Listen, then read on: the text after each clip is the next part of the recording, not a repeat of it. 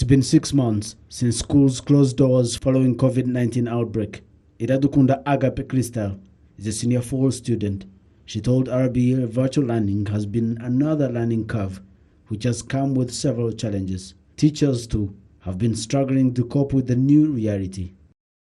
Ubuzima ntago bworoshye kuko ntago turi kubonana ntago tubonana na mwarimu. It's been tough because we do not meet teachers. Everything is new because we do not even have textbooks and classroom boards. It is a new normal that has limited interaction between students and teachers and has forced us to follow lessons virtually on radios. Mwarimu no kwigisha niko batubwiye tugomba kwigisha tukanakurikirana n'amasomo ku maradiyo. On the other hand, some parents say they cannot wait to see their children return to school. Ariko uyu mwana ari ku ishuri ubuzi yuko hari ikintu ari kunguka. When a child is at school, you are certain that they are learning something. It is different to when they are studying online, when they are not even expecting any tests, as it would be if they were in school fighting hard to get good grades. Their school experience is like work in real life. Akazi ko kumushakira imibereho. We want children to return to school. Some parents are ready to pay any price to have their children back in school because it's been long.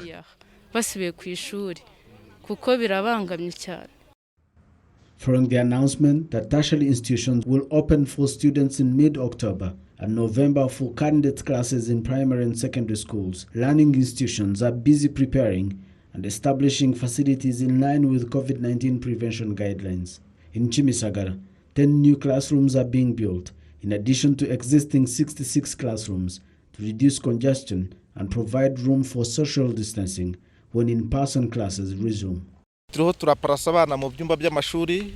We are setting up classroom arrangement in accordance with social distancing guidelines to prevent the spread of COVID-19. We're ensuring hygiene and building new classes ahead of resumption of in-person classes. Everything should be ready by the time students return. On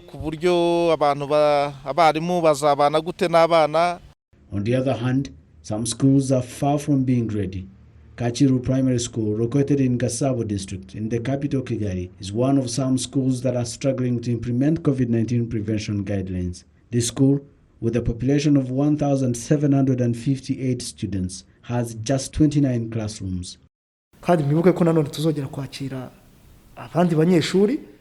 Remember that we are going to receive new pupils in primary 1 when schools fully reopen, yet we will remain with the same 4 classrooms for primary 1. That is a big challenge, especially now that we have to ensure social distancing. We surely need advocacy to get additional new classes.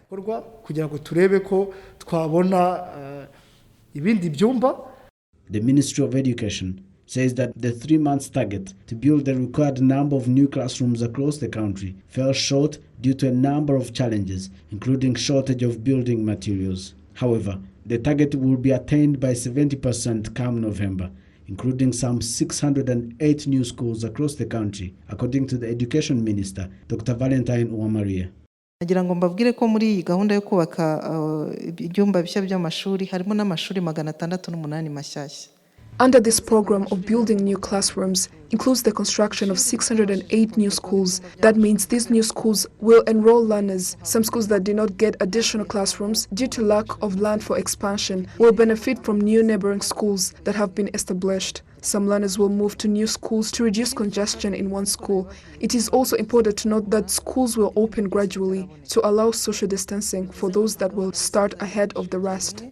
Abasigaye bazajya babigabana kugira ngo cya kibazo cy'ubucucike kigabanuke. The Minister of Education also noted that 6 universities, including the University of Global Health Equity, Africa Leadership University, AIMS, Carnegie Mellon University, will start classes with immediate effect. Other 5 universities, including the University of Rwanda, Mount Kenya, Kigali Independent University, Ines Ruhengeri, among others, will resume, but only students in the final years will be allowed to access school premises, while the rest will continue studying online.